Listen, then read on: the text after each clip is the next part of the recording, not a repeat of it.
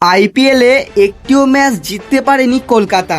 এমন অবস্থায় রবিবার রাজস্থানের বিরুদ্ধে ইডেনে নামার আগেই সুখবর কেকেআর শিবিরে। শ্রীলঙ্কার ফাস্ট বোলার মাথিসা পাথিরানা শিবিরে যোগ দিচ্ছে। সব ঠিক থাকলে রবিবার রাজস্থানের ম্যাচের আগেই কেকেআর শিবিরে যোগ দিতে পারেন পাথিরানা। শ্রীলঙ্কার সংবাদ খবর অনুযায়ী শনিবার রাতে ভারতের বিমান ধরবেন পাথিরানা। সেক্ষেত্রে রবিবার দুপুরের মধ্যেই তিনি কলকাতায় পৌঁছে যাবেন। আর একটি সূত্রে জানা যাচ্ছে রবিবার ভোরে শ্রীলঙ্কা থেকে ভারতে আসার বিমান ধরবেন।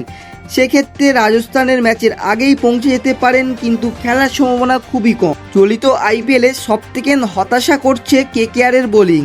হার্ষিদ রানা ছিটকে যাওয়ার পর মোস্তাফিজুর রহমানকে ছেড়ে দেওয়ার ফলে বোলিং অ্যাটাক হয়েছে অনেকটি দুর্বল। বৈভব আরোরা, কার্তিক ত্যাগী, নবদীপ সাইনি বিন্দুমাত্র বল করতে পারছেন না। এমন অবস্থায় পাথিরানা যোগ দিলে বোলিংয়ে শক্তি বাড়বে, কিন্তু তিনি নতুন বলে বল করার পাশাপাশি ডেট ওভারও বল করেন। গুজরাটের কাছে হারার পর দলের পরিস্থিতি ব্যাখ্যা করতে গিয়ে রাহানে বলেন, ম্যাচে হেরে সঙ্গে সঙ্গে সেই বিষয়ে কথা বলা কঠিন, তবে আমি শুধু ভালো দিকটাই বলবো। শুরুতে 3 উইকেট পড়ে যাওয়ার পর ক্যামেরন গ্রিন পাল্টা আক্রমণ করলো। চাপের মধ্যে ওই ইনিংসটা অসাধারণ খেলেছে।